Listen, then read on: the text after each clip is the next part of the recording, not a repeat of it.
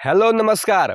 हम दिलीप कुमार यादव आप सबके स्वागत बताए हमारे यूट्यूब चैनल दिलीप कुमार यादव पर। ठीक बा, भोजपुरी एकता के बारे में आज हम बात करे वाला बानी।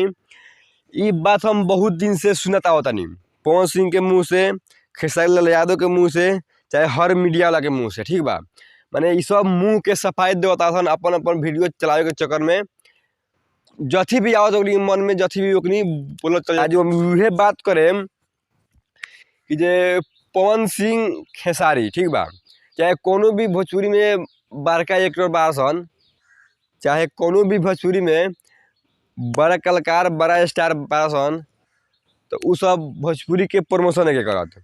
खाली मीडिया वाला ओकनी से पूछता तो ओकनी कहता जे भोजपुरी में एकता नहीं के, हई नहीं के, हऊ नहीं के, फलाना चिलाना ढेगाना। तो आज हम बतवाए वाला बानी जब पहले तो तोहनी सब में एकता नहीं के, जितना भोजपुरी के बड़ा बड़ा कलाकार बा तोहनी सब में एकता नहीं के। ठीक बा, पवन सिंह, खेसारी लाल, दिनेश लाल यादव, निरहुआ, रवि किशन, ये सब माने जितना भी बारा सन एकनी में अपने में एकता नहीं के। एकता नहीं के हम ऐसे कहता नहीं कि जे भोजपुरी में सबसे बड़का फिल्म आल बाटे। ठीक बा, भोजपुरी में सबसे बड़का फिल्म आल बाटे संघर्ष 2। और जब भी कोई सिर फिरा बहती हुई गंगा से अपने कान लगा के सुनेगा तो एक ही आवाज आएगी,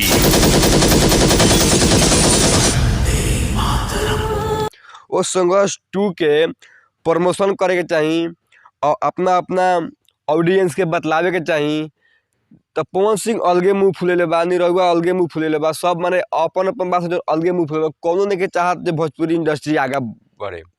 अब पाछा में कोई जब भोजपुरी इंडस्ट्री का हमनी आगा लेके जाता का एल्बम से आगा जाई तो कुछ बढ़िया करे के चाहिए जो लोग ऊपर टिके, लोग बेसी देर रहे, अपन हॉल में जाए। तो ये हम बात करें कि जे ई पवन सिंह भी अपना चैनल से बताओ, अपना माध्यम से बताओ, लाइव आके बतलाओ जे आल बाटे संघर्ष 2 फिल्म, लोग देखी जा, सपोर्ट करी जा, तब नु मजा आई। तो बस ये खातिर हम कहे नहीं, अगर जब वीडियो अच्छा लगे तो लाइक, सब्सक्राइब, शेयर, कमेंट करी और फिल्म के आगे बढ़ाई।